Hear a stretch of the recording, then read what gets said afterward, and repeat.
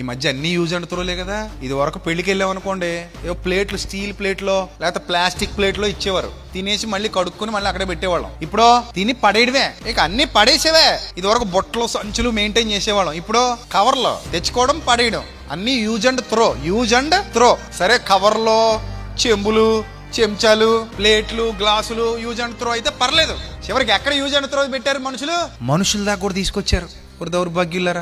అమ్మ use and throw అంట, నాన్న కూడా యూజ్ అండ్ త్రో అయిపోయాడంట. ఇప్పుడు అక్క యూజ్ అండ్ త్రో, తమ్ముడు, చెల్లెమ్మ, అన్నయ్య, వీళ్ళందరూ కూడా యూజ్ అండ్ త్రోలే.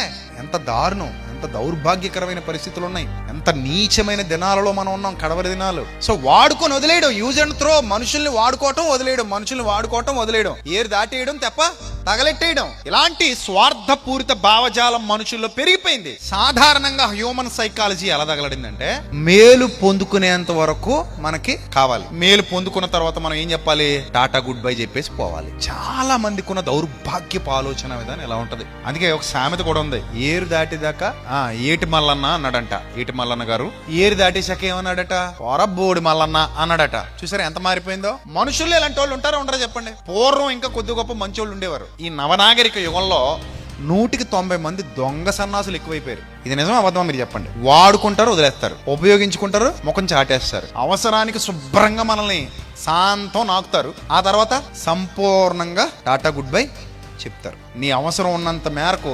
పిండుకుని అవసరం ఎప్పుడైతే తీరిపోయిందో get out, use and throw అన్నమాట.